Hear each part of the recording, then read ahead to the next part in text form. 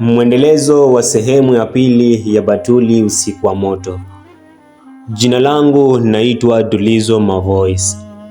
Mtunzi wako ni Jumbe Ibrahim. Usiku ule upepo ulikuwa mkali kuliko kawaida. Batuli alisimama chini ya mti wa mkaratusi, mikono yake ikitetemeka huku akisikiliza ile rikoda. Sauti ile ile ya mwanaume. Batuli, kama sitarudi jua, sikusaliti kwa hiari. Ghafla sauti ya hatua nyuma yake. Kwa nini kila siku usiku unakuja hapa? Ilikuwa sauti ya Hamisi. Batuli alishituka, rekodi ikaanguka chini.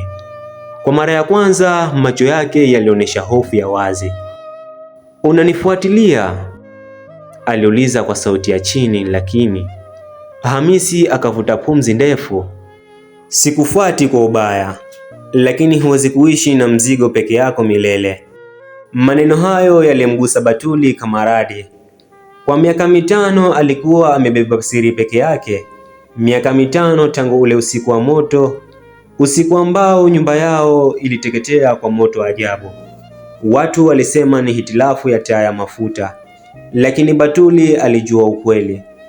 Baba yake alikuwa amekataa kuuza shamba lao kwa tajiri mmoja wa mji wa karibu.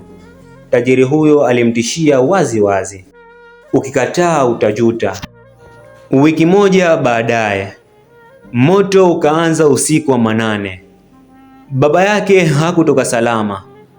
Kabla hajapoteza fahamu, alimkabidhi Batuli rekodi ile ndogo.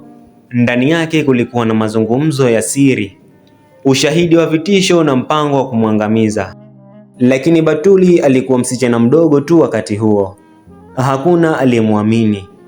Tajiri yule alikuwa na nguvu, pesa na watu wake kila kona. Ndiyo maana Batuli aliishi kimya kimya, akikusanya ushahidi, akiwa anasubiri siku sahihi. Hamisi alipomsikiliza akisimulia kwa macho yenye machozi yaliyokataa kuondoka, moyo wake uliwaka moto. Jina lake ni nani? Hamisi aliuliza kwa sauti nzito.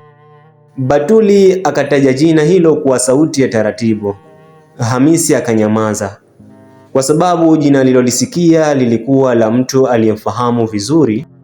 Yule tajiri alikuwa mjomba wake. Upepo ukapita kwa nguvu, kimya kizito kikatawala. Batuli akamwangalia Hamisi kwa macho ya tahadhari. Sasa umejua ukweli, utaondoka kama wengine au utanisaliti? Hamisi akakunja ngumi. Ndani ya moyo wake kulikuwa na vita, damu ya familia au haki ya msichana aliyeteseka kimya kimya kwa miaka 5. Usiku ule haukuisha kwa maneno mengi, lakini kesho yake kijijini kulizuka uvumi mpya. Mtu fulani ameenda kituo cha polisi cha wilaya akiwa na ushahidi wa zamani kuhusu moto wa miaka iliyopita. Je, ameamua kumsaliti mjomba wake au kuna mpango mwingine mkubwa zaidi unaopangwa gizani? Tukutane katika sehemu inayoendelea.